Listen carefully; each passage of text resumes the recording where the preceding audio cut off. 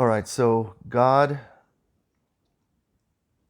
reveals from heaven the wrath of God. He reveals from heaven his wrath against all godlessness and unrighteousness of people who by their unrighteousness suppress the truth, which is every one of us, by the way. This is not something that you take, that we take and put on a certain group of people and say, oh, those unrighteous people. We can go a little further into the book here. All have sinned and fallen short of the glory of God. There is none righteous. None of us are able to live a righteous life without the gospel. So don't take it personally, but apply it personally to your life.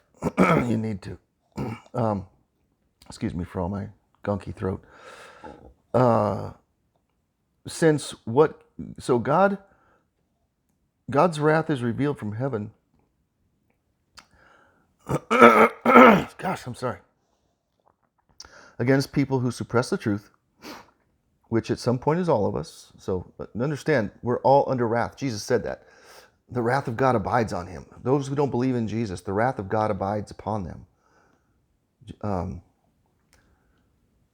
can't remember. That may be related to John 3:16, 17, 18. He did say for sure that I did not come to condemn because you're already condemned. I don't need to come and condemn you. I came to save you out of your condemnation. That's John 3:16, 17, and 18. But he said if you don't turn to God, God's wrath abides on, is just abiding on us our entire life. So it's not a personal thing. It's a universal thing that we all need help with. And God's provided a universal answer. Anyone who will may come. So what can be known about God is evident.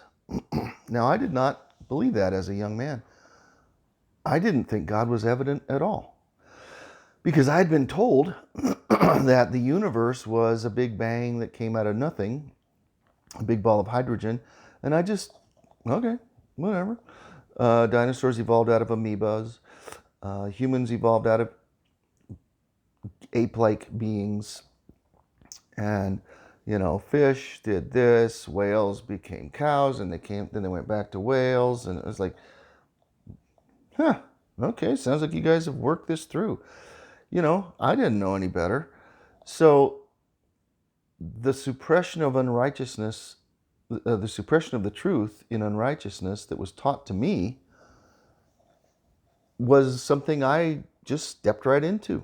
I suppressed it as well in my own heart and in my own mind. I had friends that believed in God, but I just didn't really take the time to consider anything other than what I'd been taught in school. And unfortunately, we took God out of schools a long time ago, so I didn't even get the chance to hear the alternate viewpoint, that maybe there is something somewhere. It had to come from somewhere. Something had to come from somewhere. There isn't just there's no pre-existing ball of hydrogen. Matter is finite, I believe. How does that work? I don't know all those scientific laws, but anyway, matter has never arisen from non-matter that we know of. There's always changes forms, and that kind of thing. But so I had all this suppression of the truth, and I would say in some ways God's wrath was revealed against me, especially as we read through this. I can see how God's wrath was revealed against me. It says, for his invisible attributes, this is verse 20, that is, his eternal power and divine nature have been clearly seen since the creation of the world, being understood through what he has made. If I had actually looked around and thought about it, like, well, where did this come from, for crying out loud? It had to come from a non-physical being, non-physical place. Somehow, somebody did this. I don't ever have just random stuff appear in the middle of the floor in my room. Somebody puts it there. It doesn't just happen. So people suppress, however, I'm trying to understand how to explain this a little better. It's a little tricky. So God's wrath is revealed because we don't accept His righteousness. Okay, so let's remember what is going on here. It's not because, oh, you don't believe I made the world, oh, that makes me mad. No, you're unrighteous. The world was made for righteous people. God is a righteous being. He is going to inhabit the earth with His people one day, and He will be here with us. He's not interested in running around with a bunch of orcs, who can't get their act together. Well, He is wanting a world of righteousness. So He's interested in transforming us orcs into righteous beings, and He's given us a way to do that. So, and what He's saying here is we should have understood just from looking around, like, God's out there. What does He want from me?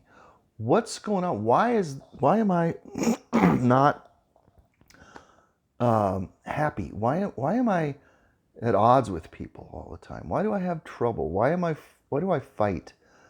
Why do I get jealous? Why do I feel envious? What's going on here? Something's wrong. That's the wrath of God.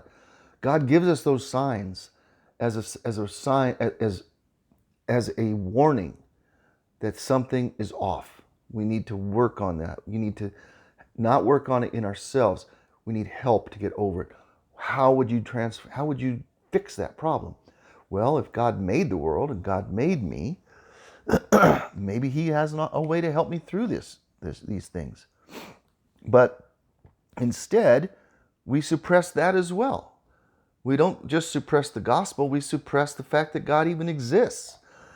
And so as a result, in verse 20, people are without excuse.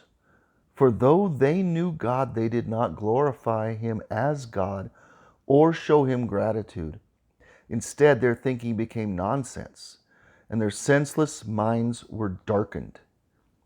Claiming to be wise, they became fools and exchanged the glory of the immortal God for images resembling mortal man, birds, four-footed beasts, animals, and reptiles.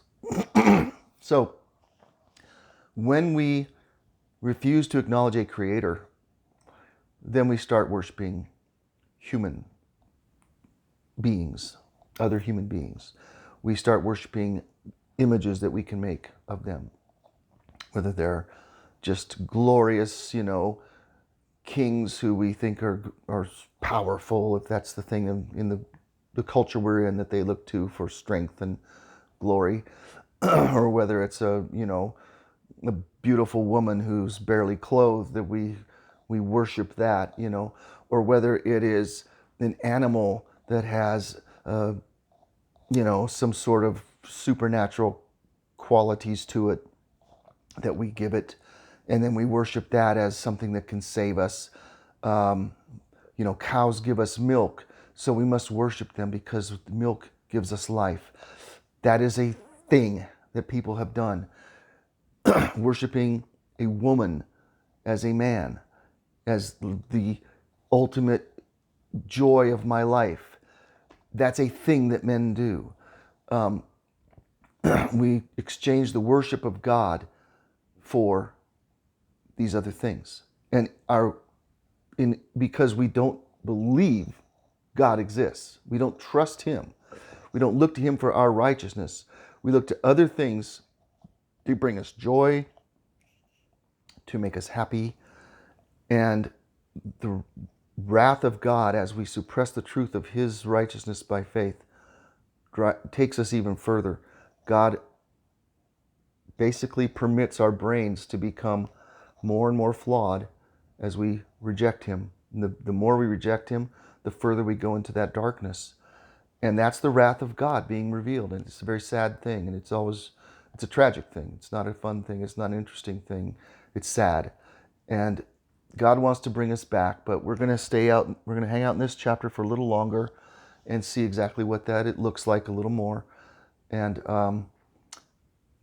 it's because we've rejected the gospel.